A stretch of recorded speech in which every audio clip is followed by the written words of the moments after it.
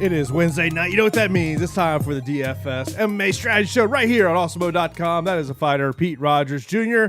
I am Jason Floyd. Pete, how you doing, man, on this Wednesday evening, man? What is going on, man? Happy to be breaking down UFC 255 with you, man. I am super pumped. It's cold up here in New England, man. I'm freezing up here. Not so much the case here in Florida. Not so much the case. I don't even want to hear it. I don't even want to hear it. It was kind of chilly this morning. I was liking it. I put the hoodie on and going into the studio, and yeah, it was nice here in Tampa today. You know, it's a nice relief from some of this weather we've been getting. Yeah, I mean, not too often do you guys have hoodie days or long pants days or whatever. So I'm sure that you guys every now and then enjoy it. So thanks for joining us tonight, guys. We got a banger of a card. I mean, this is quite the difference than what we've been accustomed to with these Vegas cards. And now finally we have another great card from top to bottom, man. And when I was doing my breakdowns, Jason, I'm sitting here, I'm like, I might need Jason's help even more than usual. Like, Jason, I'm going to need your help on this week. I'm glad that you're finally willing to admit you need my help. I'm glad and I will tell you, we gotta, as we go on, I guess you got a question already in Slack of people want to know, who does Mama Heat got as a lock this week? I will have to find out who Mama Heat has as a lock, and I guarantee it's probably Chavchenko. I mean, she's watched Chavchenko fight, and I mean, that's not really telling anybody much. I mean, Chavchenko's a minus 1,400 favorite. But, man, I thought you were setting me up and go, Antonina's her lock of the week? Yeah. No. The younger, better sister. Yeah, that's always the thing we talk about here on the show is, she is not her sister, but definitely very talented. But before we get into this week's card, we got to talk about last week's a little bit. The studs and duds of UFC Vegas 14. Alex Morano, he was a slate breaker, 139 points on DK. Sean Strickland had 132 points. Rafael dos Anjos, 121. Tony Gravely, 107.5. Also, got to mention Chaos Williams. Boy, that death punch. Yeah, man. And, every now and then you come across fighters on the card that have that death touch. And I wasn't ready to believe that Chaos Williams really had that death touch compared to, Al Hassan because of his resume of who he's fought till this day. But guess that doesn't really matter. And, when you have an opportunity in front of you, if you don't waste the opportunity, you just crack your opponent. It doesn't matter who you fought till that time. Alex Morano had an incredible performance. Reese McKee, was super tough, even in a loss, came through for a lot of my lineups. But, Rafael dos Anjos, Paul Felder, great fight. And props to Paul Felder. He looked incredible. Probably gained more fans doing that than ever before. Yeah, I mean, I want to say on DK he was like 54 points, but FanDuel he was a little bit more because of the takedown offense he had, which that's something we talked about last week on the show. Of I know we talked about it live before lock, but we were talking about if you're a FanDuel player, that's something to pay attention to. McKee also he did pretty well on DK. I want to say he was like 60ish points. Maybe 62? Something around. I think he was definitely in the 50s. But, I mean, last week you had, almost bare minimum salary fighters come through for you. So even if they did lose, they, a lot of times they came through and got you a decent amount of points. But overall, it's a great week, pretty good week. I wish I hit the Morano call. Did not hit that call. But, we got the Sean Strickland call pretty good, and that gave us a lot of leverage over the field. Yeah, I mean, you look at the duds of the card. Al Hassan only getting 1 point, and I'm surprised he even got 1 point the way that got went down. Granger, 21.5 points, and Brennan Allen, 25.5 points. So, I mean, we kind of called that Granger one. We had mentioned Ashley Yoder. I mean, I want to say it was only 68 points on DK, but that was one of those ones as a sour relief. You kind of had to sit there and nearly gets a stoppage at the end of the fight. Yeah, absolutely. I love the pick there. I was hoping that it was going to be an accumulation of strikes and transitions on the ground to a late finish. And, it just didn't happen. We came close to it, but she got the W, and that's all that matters. Yeah, look, it's going to be a great night of fights coming up here this week for UFC 255, but we're going to get right into it. The main event, Deiveson Figueiredo versus Alex Perez. I guess I just want to preface it this way, Pete, and we're going to preface this with the main event and the co-main event of when you look at the challengers in the title fight. So let's first off talk about Alex Perez, and we're going to talk about that fight. How does he get it done? I really love this fight, man. Alex Perez comes in at 7,200. I think that he comes from a great team in Team Oyama, and I think a lot of people are really starting to understand that team is a really strong team. I mean, you look around at Alex Perez's teammates. He definitely has the more notable teammates, whereas Figueiredo kind of has a camp built around himself, which is good and beneficial in its own right. But I do think that Alex Perez, needs to definitely throw his strong boxing combinations. Low leg kicks were awesome in the Jussier Formiga fight. And just keep disrupting Figueiredo's rhythm. Don't let Figueiredo, get on a roll, because once Figueiredo has that confidence, man, he looks unstoppable and looks like he's willing to walk through anything, walk through fire to put you out. And we saw that in the Joseph Benavidez fights. I do think that if Perez hits him early and gets his respect, this could definitely be, a title up for the taking for the challenger. That's the big thing. Make Figueiredo respect you early and often. Yeah, when you look at the price points here, so we've got 9,000 for Figueiredo, 7,200 for Perez.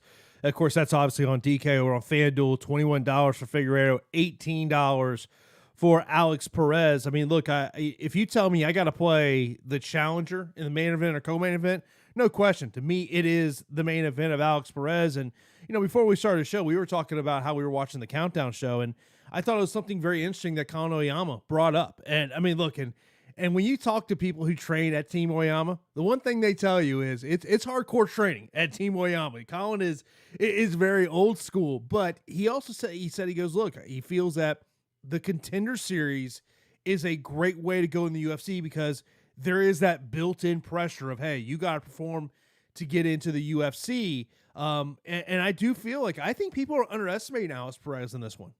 Yeah, I definitely want to say shout out to Team Oyama and the old school type of approach and training and coaching. Shout out to my pops. He's taught me with that old school approach. And, I really respect that gym a lot. And I do think that it's a lot closer of a fight than what the odds say. -300 for Figueiredo, plus 250 you're getting for Perez. I think that stylistically, as long as Perez can avoid the big shot, and it's a big what if, avoid the big shot, maybe take this to later rounds, I think he has an edge as the fight goes on. You can somewhat bully Figueiredo. Like, Figueiredo's been behind on significant strikes before. He's been behind via takedowns as well. And he starts coming back and some miraculous victories, and then starts to really look unstoppable when you mix in his jiu-jitsu, his striking, everything. But Perez has great wrestling that he can rely on. The problem is I hope Perez doesn't go to that well too often and run into a guillotine like Tim Elliott did. I'm sure Oyama has a great game plan. I'm splitting my exposure here, Jason. I think it's a razor thin, close fight. I want to pay attention to the weigh-ins. I have to respect the champion and have to lean a little bit more towards the champion at 9,000. I expected his salary to be a little bit higher, but of the title fights, Jason, you mentioned it, I have no problem taking Perez. Like, if I come up with a lineup and I'm kind of doing the main event last, and then I have enough where I can get Figueiredo, okay, cool. Or if I have enough to get Perez, I'm cool with either one, honestly, as long as I get the other fighters on the card that I'm really confident in. Yeah, I will tell you, there is some fighters underneath 8K on DK that stick out to me. We'll get some questions in here. In terms of the main event, Miles says, Pete, tell me some if you like Perez on DK. I like it. I like the price point more on DK than I do on FanDuel. I mean, I think that if Alex Perez wins, he will be optimal on DK. Yeah, absolutely. I think the price is awesome. He's one of the best punt plays on the entire slate. I think he's a live underdog. I do think that he has a tough stylistic matchup against Figueiredo. But in saying that, I'm not trying to just toot Perez's horn so much. Figueiredo is a maniac. Like, he's amazing. He has great stand-up, great jiu-jitsu, great overall game. So this is a really stiff test. The problem I have, right, is I don't want to get ahead of myself and think that Perez is really ready for this moment. Maybe it's a little bit too soon. Like, I wish this was like, I don't know, maybe a year from now or a couple fights from now. I want Perez to just mature a little bit more. Whereas Figueiredo, I think, is kind of at his peak, and Perez is kind of, he's there, Jason. He's there. But that's why I'm leaning Figueiredo, despite all the nice things I said about Perez. He's a hell of a punt play at 7,200, though. Here's the other thing. We got to be paying attention on Friday, that weigh-ins. We have seen the problems that Figueiredo has had on the scale throughout, over the last, really the last year or so with these title fights. So to me, that's something that we got to pay attention to coming up here on Friday. Michael mentions, Benavidez knocked Perez out in the first round while Figueiredo beat Benavidez twice. If you go back, though, in that fight, there is a legitimate say that maybe that was an illegal shot that landed. Yeah. It's weird too. And I really don't like looking at the MMA math and thinking that that's really going to happen. It's going to happen that way. Perez can go in there and literally bully Figueiredo and just completely shock us all. I mean, it's not the perfect fight to compare, but think about when TJ Dillashaw was going up against Renan Barão. How many people legitimately gave him a shot in that when Renan Barão looked unstoppable? And then TJ Dillashaw went in there and was a buzzsaw. And then people don't want to believe it until they've already seen it. You know what I mean? So it's sometimes good to be a little bit early on some picks, which is why I will have Perez in a few lineups. Yeah, I will definitely have some Perez, in some lineups as well. Let's move on to the co-main event. Valentino Chefchenko defending the flyweight title against Jennifer Maia. Hey, I asked you a question. How does Alex Perez get the job? Here's a tough question. How does Jennifer Maia get the job done against someone that we all believe is, the second best female fighter in the UFC? It's a good question, man. I don't think many people will be able to solve Valentina Shevchenko's puzzle. I mean, unless Maia is literally picking Amanda Nunes's brain, I don't really think she's going to discover how to really beat Valentina Shevchenko. I think that she's just on a completely different level than everybody in this division. I think that, Maia has an exceptional ground game and actually good striking as well. You saw it used in the Calderwood fight. Man, Calderwood really just kind of derailed her entire title shot career by taking this short notice replacement against Jennifer Maia. We talked about that. Now Maia steps up, and now she's here trying to challenge Valentina Shevchenko. I would imagine use your jiu-jitsu, but the problem is that, when you're on your back in an MMA bout, you're losing the fight. And I do think that Valentina Shevchenko's ground and pound can really change a lot of things. She has excellent striking, great high kicks. You saw that in Jessica I, possibly the best knockout I've seen via kick, one of them at least. She has excellent grappling, excellent wrestling, great top control. Maia just needs to view Valentina Shevchenko as another human being and not this icon within the division. Again, don't give her too much respect. And it's so easy to say when you're not the person in the cage, because a lot of people are captivated by their opponent, especially when they're fighting a big name. You even heard Uriah Hall a couple weekends ago fighting a 45-year-old Anderson Silva. He's kind of like a deer in headlights saying, I'm fighting Anderson Silva right now. But I do think that Jennifer Maia, I don't think she has a really realistic shot at getting this done outside of a clipping shot that hurts or rocks Valentina Shevchenko. I think it's Shevchenko's fight, and still. Yeah, I'm with you on there. I just can't see taking Jennifer Maia here. I just can't. I can't do it. I just can't. I don't know, how you do it. I mean, that's just. I mean, I understand why someone may say, you know what, I'm going to take a flyer. I'm playing 20 lineups. You know what? I'm going to just put her in one lineup and just hope maybe this is the night. But if you're a single entry player, I just don't see how you can put her in. No, I agree. The problem is the price tag for both of them, right? Valentina Shevchenko's 9,600 price tag. Mm-hmm. I mean, in 5-round bouts before, she has the dominant wins. It just doesn't translate to DFS. So a lot of control, but statistical data doesn't really elevate her score too much in a 5-round bout. I mean, this could be the one breakthrough of performance where she goes in there, has tons of advances, tons of significant strikes, a couple knockdowns, a takedown, I have no problem playing Valentina Shevchenko at 9,600. Now, a contrarian question, right? Can Maya do enough in a loss at 6,600 that it provides you enough flexibility to build an all-star lineup?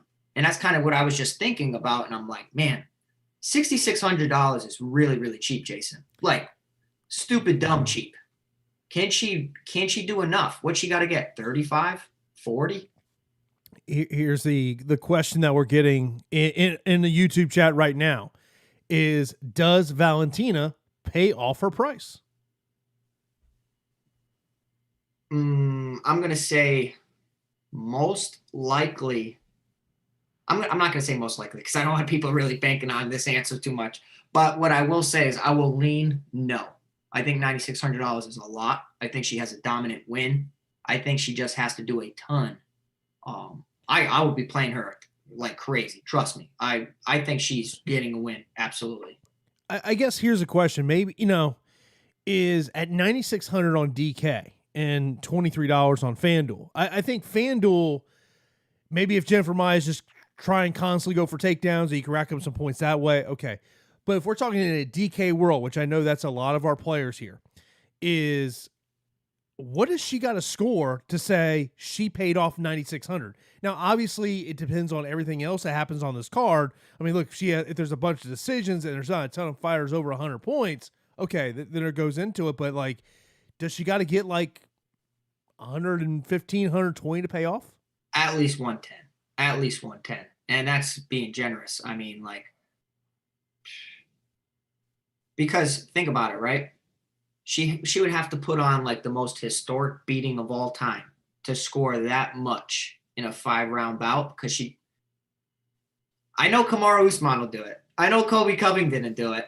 Why am I doubting Valentina Shevchenko? Why am I doubting her? She is hands down my favorite female combat mixed martial artist of all time. Of all time. I've been a fan of hers for quite some time now.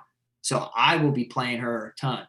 The listeners out there, be careful because I don't know if she's really going to pay off that price tag, but she's going to get a W. Of course, this is the MMA Strategy Show right here on Awesemo.com. And get access to all the great Awesemo Plus tools and content for nearly every DFS sport out there with an Awesemo Plus weekly pass for $29.95. This gives you full access to all the premium content tools at Awesemo.com, including player projections, ownership projections, our premium Slack channel, and so much more. These are the tools that have made Alex Baker the #1 DFS player in the world. But we got a little deal going on over at Awesemo.com this week. When you use the promo code Mayflower, if you're looking for a little bit of a cheaper option, we are running a special right now for new members only. Head over to Awesemo.com right now and get a NFL Express weekly pass for only $1 when you use the promo code Mayflower at checkout. This pass now includes access to all the tools and content for showdown and single game slates, including player projections,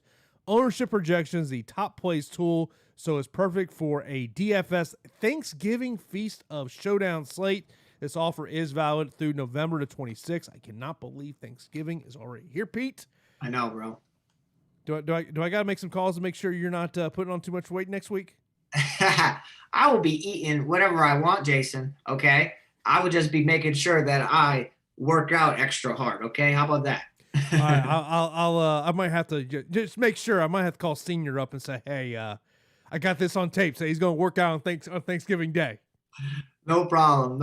I will work it off. Of course, be sure to hit that thumbs up button right here on YouTube. If you're not subscribed, also hit that subscribe button, hit that notification bell so you know a new show is here on Awesemo.com. Of course, coming up after us will be the PGA show. Then, of course, all weekend long, we'll get you ready for NFL coverage. And Pete will be here for Live Before Lock on Saturday, as Josh will be filling in for me as I'm going to be doing a little family trip. So keep it here for Pete and Josh as they'll break the one down for you here on Saturday. Let's move on. Mike Perry versus Tim Means. It's your favorite fight of the fight card, Pete. 8,200, 8,000, 8,200 for Mike Perry, 8,000 for Tim Means. And, it was on Mike Perry's social media because I remember after his last fight, he was talking about how, look, I need to get around a big team. ends up, you go down on his Instagram. He's at ATT. Does not look like Coconut Creek. I'm thinking it's Roger Crawl's gym just north of Coconut Creek. But what's your take on this fight? My take on this fight is, why do I have to pick this fight? Because it's so difficult. Because I have a guy in Tim Means who a couple years ago, and I've always been a Tim Means fan, long southpaw, rangy guy, excellent boxing, puts together great combinations, has unbelievable elbows in the clinch, good knees, good overall striking. He's a dog, man. Like, he really is just an animal when that cage door locks. Now you have Mike Perry, who's been in the limelight for having a personality, but also is very skilled. And I really don't know if a lot of people really give him the respect that he deserves. I think he's a better grappler than a lot of people think. I do think that despite all of his antics, he has crazy power, good combinations. Seems like he takes his job seriously. I'm not really a fan of the guy, and I don't know if you guys are, but I think this matchup is basically will against skill. I think Perry has more will and more momentum at this stage of his career, whereas Tim Means has a lot more skill than Mike Perry. The problem is Tim Means on his way out of the sport, because we have seen him hurt, rocked, dropped, finished, taken a lot of damage throughout his career. I mean, Mike Perry, his nose has been literally destroyed. He's been finished by Jeff Neal. But the guy really doesn't quit, and he goes and he gives it to you, and he'll push the pace. And I just wonder who's more durable in this situation. I would have to lean the durability towards Mike Perry. Actually, I really would, because I think that despite Tim Means being notable for having a great chin early on in his career and being just such a dangerous fighter, I think it's starting to catch up with him, like it does with most fighters after they have 43 fights that Tim Means has, 30-12-1 overall. It's a very close fight, because will the skill outweigh the will? We'll have to see. But I actually think, despite all the positive things I said about Tim Means, Mike Perry finds a way to get it done. I really do. Like, this is kind of where I decide with my heart that Perry's going to get this done and not my head, because if he just clips Means once, I think that he puts him away. And we can see the heat sheet right there on the screen right now. Of course, this is a feature you can see over at Awesemo.com. It is free every week. But the one thing that sticks out to me is I look at this heat sheet, Pete. 75-inch reach for Tim Means. Yep. 71 for Mike Perry. Is that a concern for you? Yeah, I mean, definitely. I mean, like I said, Tim Means is a long-rangey southpaw. And I will say that southpaws tend to have an advantage over a lot of people. And the reason southpaws have an advantage over a lot of people is you're not often going to find lefties. Lefties are hard to come by. Think about in baseball, when you find a lefty that can, pitch really well, everybody wants them. Or, you know what I mean? Like, they're such a highly touted piece of a team. And the same thing happens for fighting.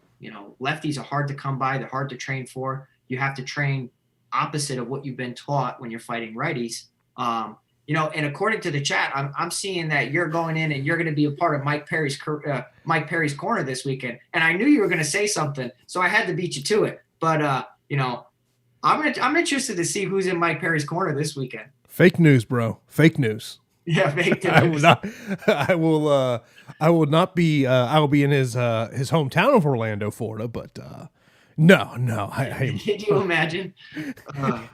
Yeah, it's funny, is I was actually listening to John McCarthy was talking about that on his podcast, and he's like, look, Dana can't stop Mike Perry from having somebody in his corner. Mike Perry can have whoever he wants in his corner. As long as the commission gives them a license, they can be in their corner. Like, look, I could corner Pete for his next fight. I'm not, because I would pretty much be useless. I don't think he can. I don't think he can auction it off publicly, though. Like, you know what I'm saying? Like, that's not the way to do it. You got to be a little smarter than that. But I mean, look, this is a guy who had his now fiance in his corner. It's true. It's true. I mean, he knows how to have people talk about him. You know what I mean? Like, I'm interested to see how this fight goes. I'm not like fading one fighter or another. This price point is very crucial for a lot of lineups. It allows you a lot of flexibility one way or another. But it's a very tough fight. I mean, because if you told me that Tim Means is going to be durable, I'm picking Tim Means 9 times out of 10 because he's so talented. So let me ask you this. Do you think this is potentially a must roster fight? I see 2 guys who go forward. I see 2 bulls. I don't see a matador. Mm-hmm. So I would say yes. And when I see guys that go forward and you don't find counter punchers too much, Tim Means can counter punch when he needs to. And, Perry has shown signs that he can, but these guys will meet in the center of the octagon and go for it. Please tell me you just saw that comment. Yeah, I love it, dude. The chat is great. I say it every week. The chat is sharp when it comes to their analysis as well. They provide great stuff. If you guys aren't watching us live, make sure you check us out live so you can engage with us. Marco saying that I would be chanting, "You need to get this win so I can cash tonight." By the way, did you? I saw a thing where apparently Ashley Yoder's corner made bets on her, and they made her go cash the tickets. Oh, that's a joke. That's crazy. No, it's crazy is I feel like there's some like weird little unwritten rule about that. You know what I'm saying? Like, obviously I've heard about Floyd Mayweather putting money on, or him having people put money on himself, but it's gonna create some chaos, kind of like a Pete Rose type of thing. Oh, no. You're spot on about that. Let's move on to the female matchup. Cynthia Calvio and Kaylin Chukayian. Big matchup here at 125 pounds. Of course, Calvio was supposed to fight a little earlier this year, but due to COVID, she could not match up here. And Kaylin Chukayian, as I brought up the line to you before the show, friends do not let friends put Kaylin Chukayian in their DFS lineup. Not in GPPs, I would imagine. Chukayian is pretty underwhelming in regards to DFS. I mean, she will have a tricky style to figure out. I mean, she kiosks every time that she throws strikes. She does a lot of pitter-patter techniques, dances on the outside, extremely active, doesn't stay still at all. Calvio has really just advanced her boxing. Her boxing looks pretty good. She's always had strong grappling, and you saw it in the Jessica Eye fight. A lot of people were doubting her in that fight. She went in there and showed that she can take her opponents down and control them when she needs to. I think it's a similar game plan here against Chukayian. I think Calvio, will engage in some striking exchanges, but if she's smart, she has a clear advantage on the mat. So I think that Calvio is a decent play at 8,700. I probably won't play her though, because I know this fight's going to go the distance. Outside of a submission win, I really don't see how this fight is stopped. Calvio though can possibly rack up points since Chukayian's husband is a really, really, really accomplished wrestler and trains a lot of guys down there at Longo. So I think that Chukayian will be able to stand up back to her feet better than normal. I mean, and we have seen that Chukayian does have underrated grappling as well. You saw it against the Chavchenko fight, against Antonina, of course. But I wouldn't be trying to engage in grappling exchanges with Cynthia Calvio. I mean, Calvio definitely has the edge there. The prop bet in this fight for it to go the distance, minus 315. Yeah, it's warranted, man. It's warranted. I think that, Chukayian has a 21% finish rate out of 14 victories. And a pitter-patter. She's very good at striking. I will say that she's very good. She just doesn't really have a lot of pop, and she kind of point fights. Yeah, I mean, I think in terms of GPP, it's a tough fight to roster. Now, Pete, of course, you mentioned about if you're unable to watch this show live here on YouTube or maybe on Twitch, you can get this show as a part of the Awesemo Podcast Network. And you can get the podcast right there on the MMA channel, get you just this show. So be sure to check that out. All you got to do is go to awesemo.com/podcast to check out the latest podcast up there. This show will be up there. I know Jake will be getting it up here a little bit after the show is over. So if you ever miss a show, it is a part of the Awesemo Podcast Network. Also, we always have people in the chat asking us, what is ownership? What's the ownership looking like? Well, it's free, fellas. Go to awesemo.com. Ownership is free tonight. So check out some of the projections we got up there. And, not really surprising the fact that Dawkins and Figueiredo and Chavchenko are the 2 highest options out there. Next up, we got a rematch. Shogun Rua, Paul Craig. You're shaking your head. I feel like look, I think that if you're going to take Paul Craig, it is GPP all the way. If you're looking at Shogun, I think he's more of a cash game play.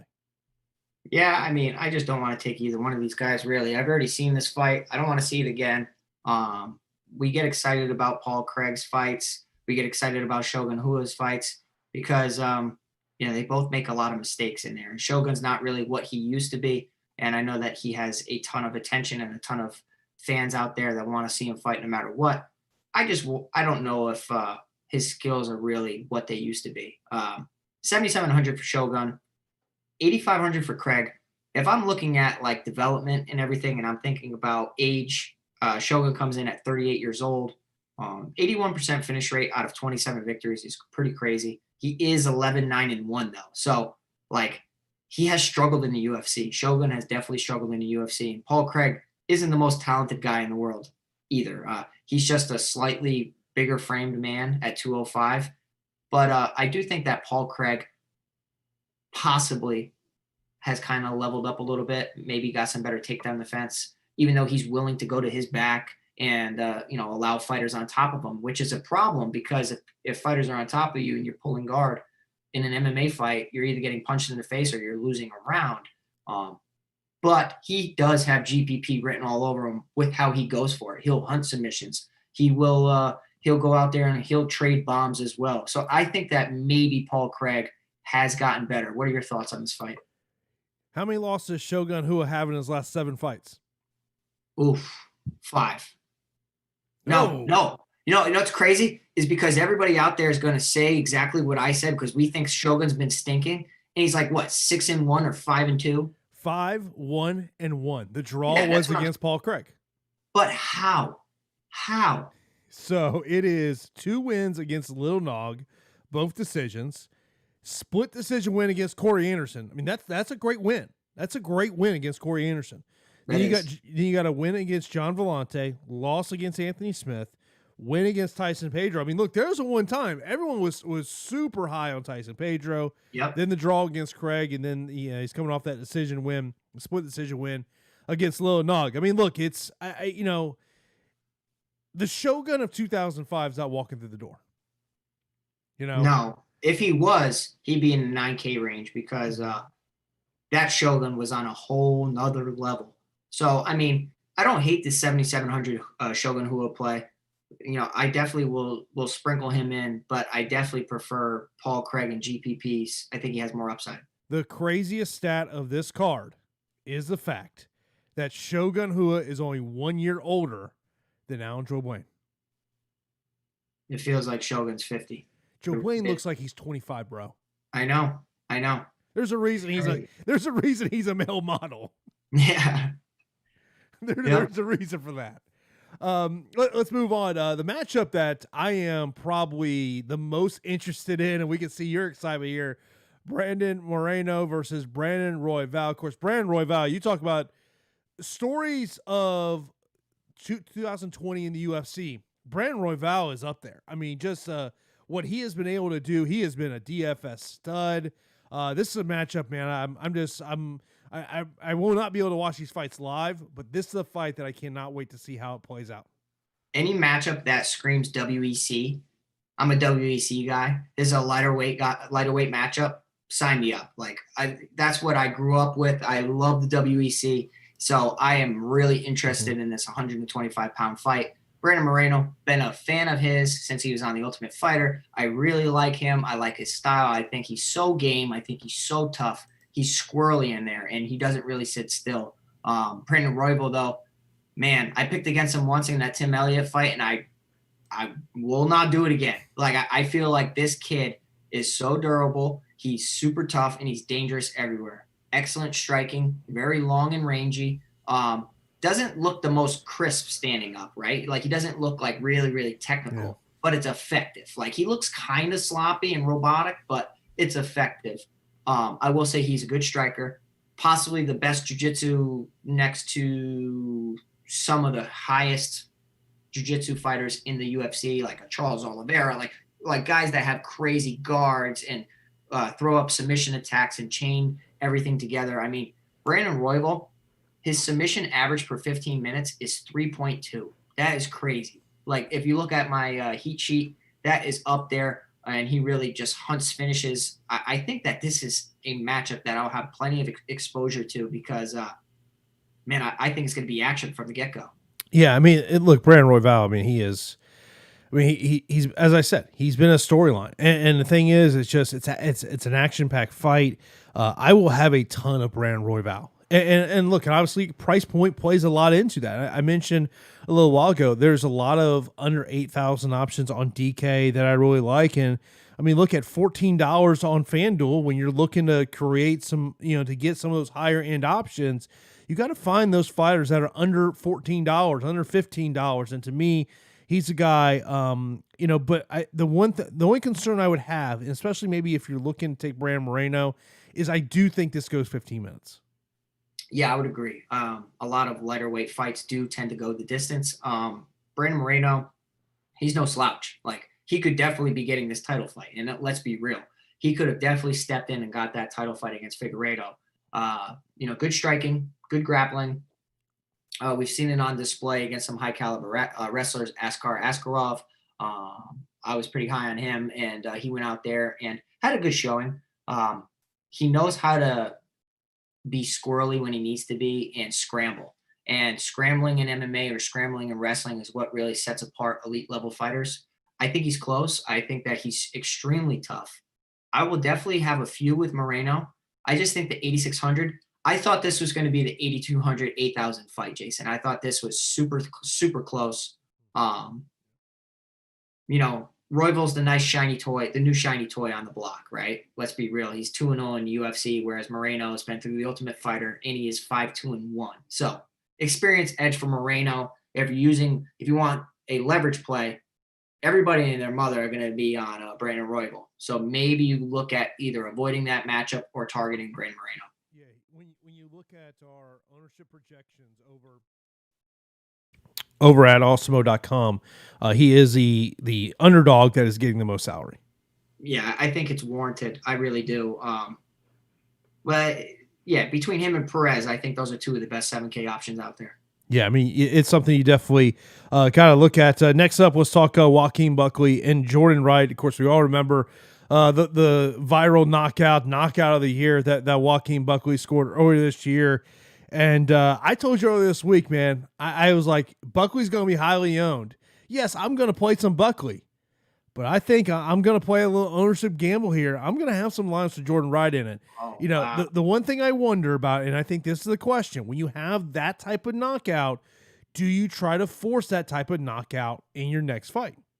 I mean, if you're a knockout guy and you just knock everybody out, why would you stop trying to knock them out? I mean, but that's not your typical knockout, though. I don't think he's going to be doing tornado kicks and jump spin and hook kicks. And okay, this is the thing.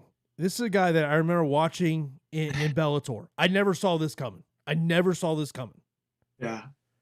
I'm gonna hit you with the hater stamp. That's what I'm gonna do, because I think you're hating on Joaquin Buckley. I think Joaquin Buckley is a nice play. I mean, if you look at Jordan Wright's, competition that he's fought, right? It's a great point.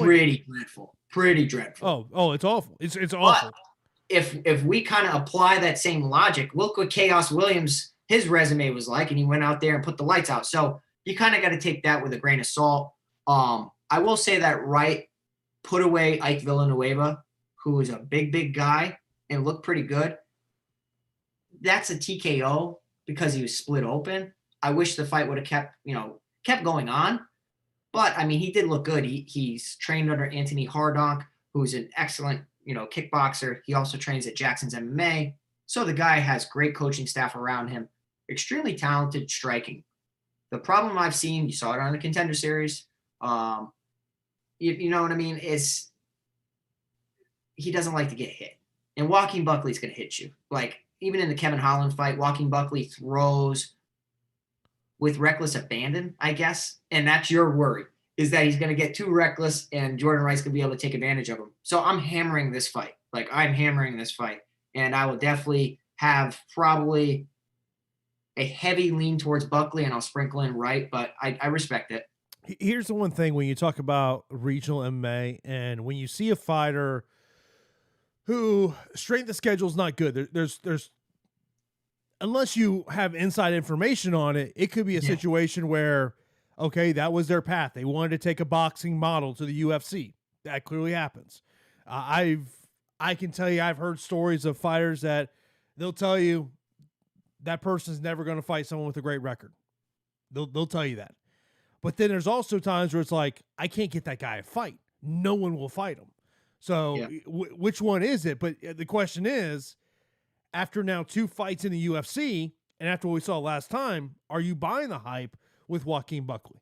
I'm not buying the hype like he's the next Anthony Pettis jumping off the WEC cage. I'm not buying that hype. I am buying the hype that he's very talented in the 185-pound division, and he should knock out Jordan right here. I'm calling a first-round knockout for Joaquin Buckley. And by the way, if you want to know what's going on in the NBA draft, Anthony Edwards just went number 1 to the T-Wolves. Oh, wow. LaMelo Ball. I was pretty convinced it was going to be LaMelo Ball. Wow. Man. That's interesting. It's interesting. But Very interesting. Let's move on down the line. We got Antonina Shevchenko against Ariane Lepski. 8,400, 7,800 fight here. What's your take on this one, man?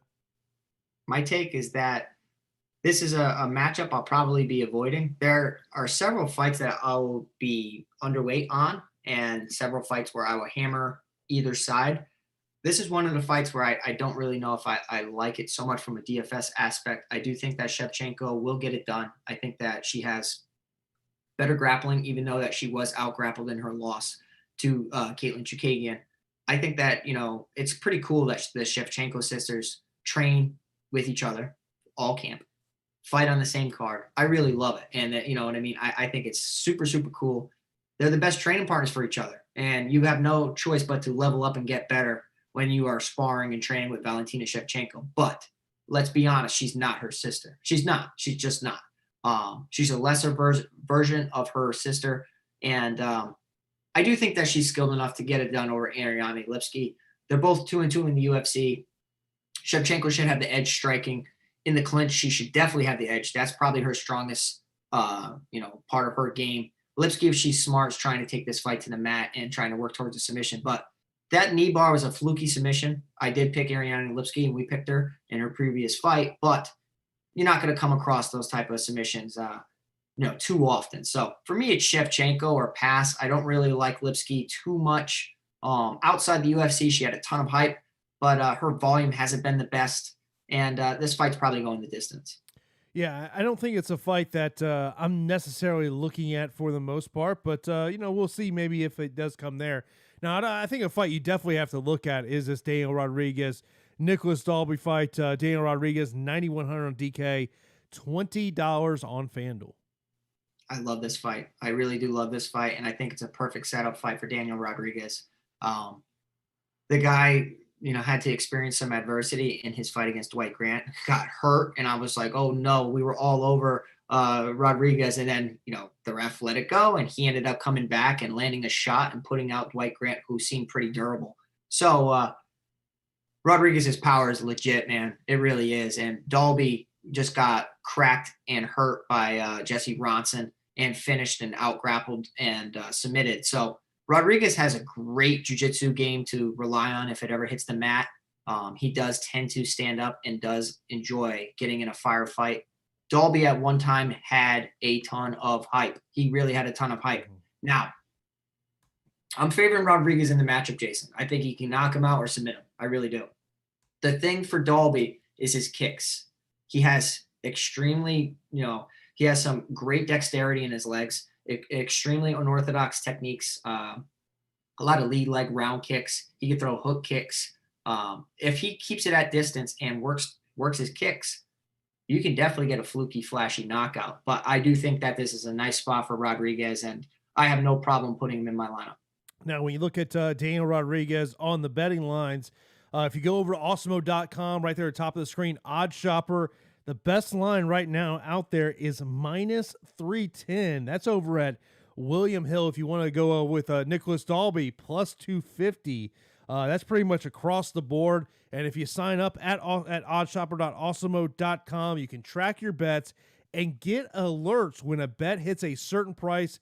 And the best part about it, it's all free. They're Odd Shopper at Awesemo.com. You can check out all the straight up bets, prop bets, everything.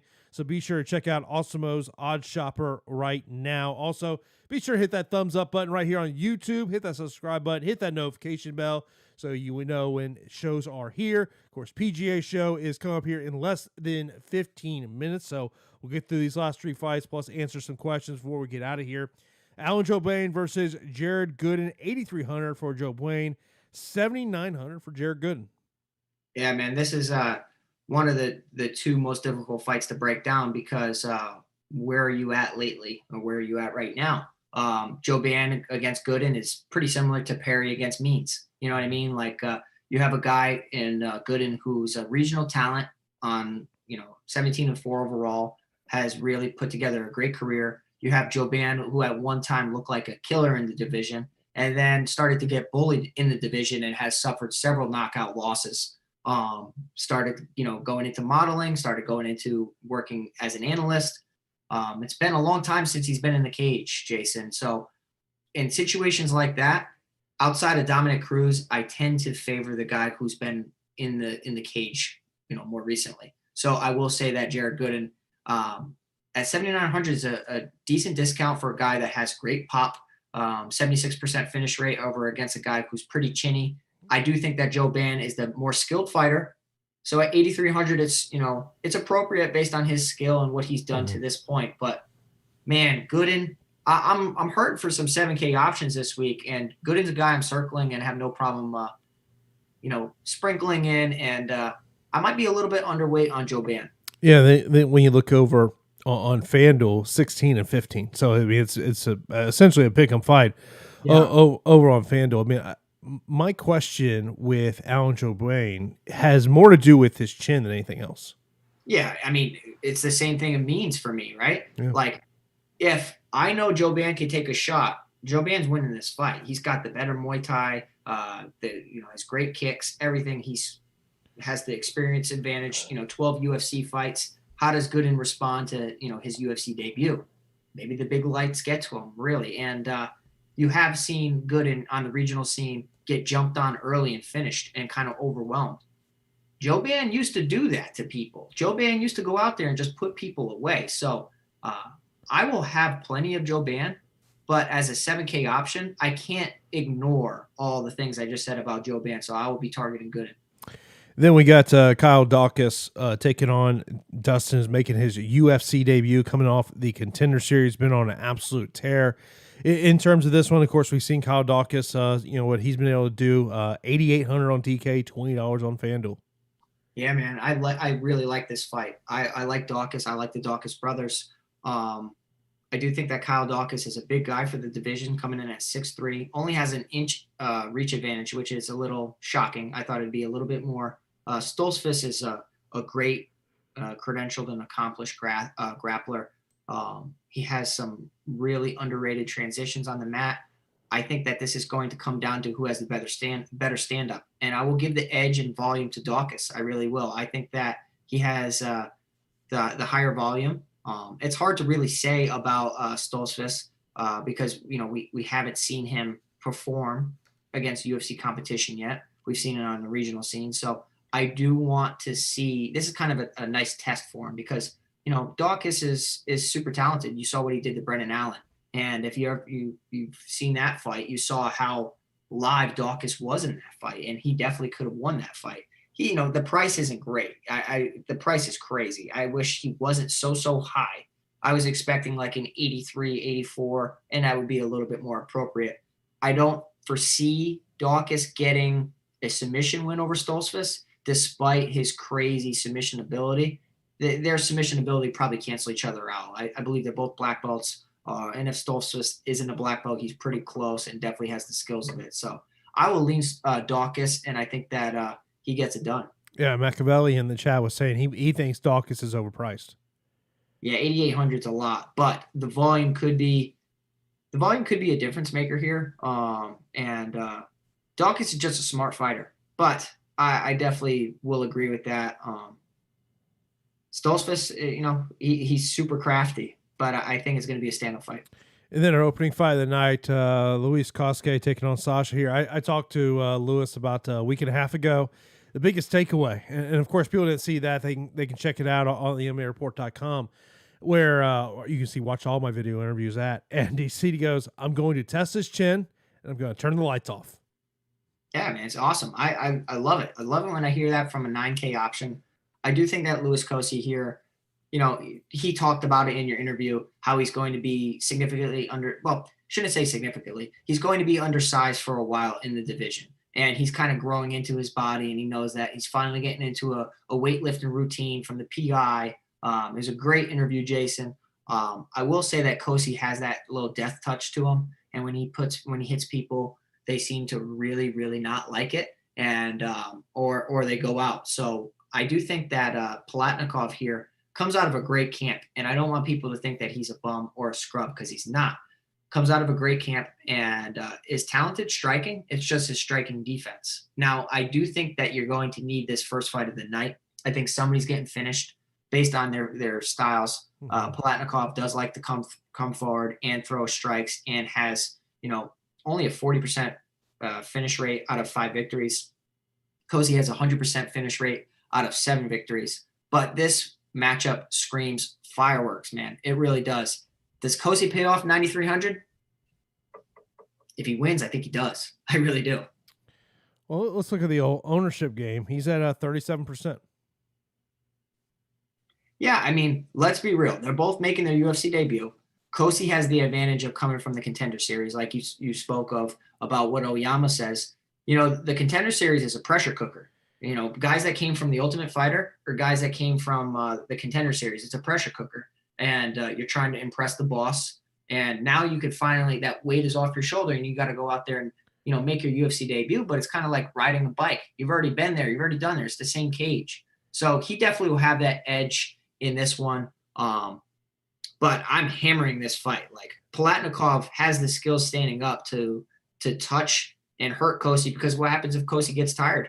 We've really not seen much of him outside of round 1. True, false. The winner of this fight will score more than Valentino.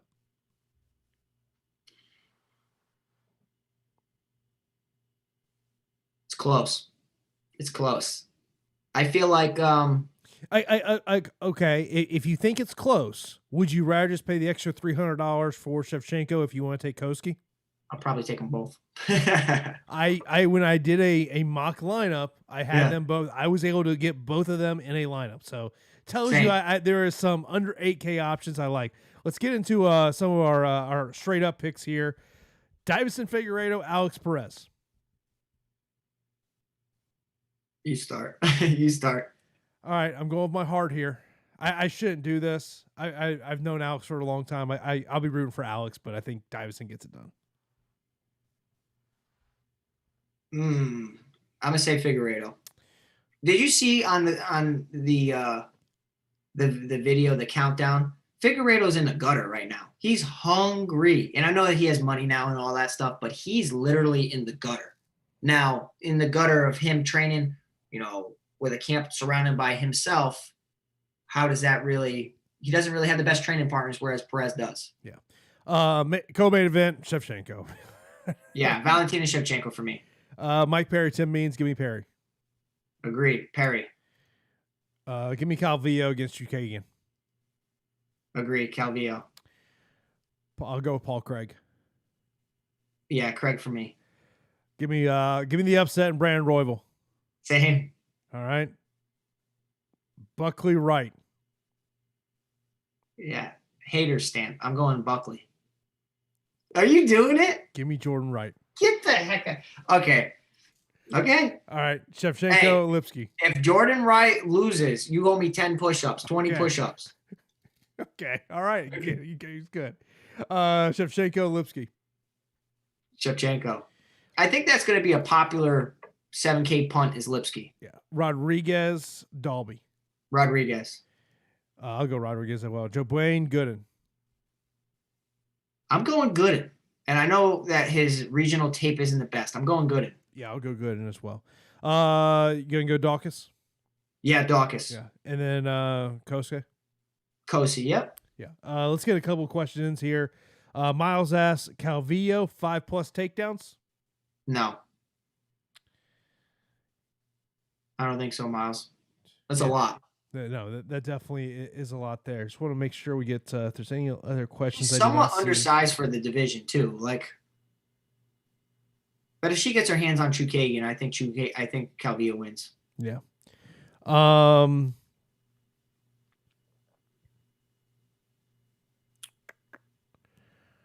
Looks like all the questions that are in there. Of course, if you ever do have any questions, if you're a premium member, you can hit me and Pete up in Slack right there in the MMA channel. Of course, you also give us a follow on Twitter. I am at Jason_Floyd. He is at Pete the Heat MMA. Pete, anything else you want to mention before we get out of here? No, man, I'm excited for the card. Thanks for joining me tonight. And Saturday, I'm with Josh. I'm excited to do a show with Josh. It's pretty cool. Yeah, y'all will be on at 5 p.m. Eastern time, so you can check that out right here at Awesemo.com. So let's go wrap it up for the MMA Strategy Show right here on Awesemo.com.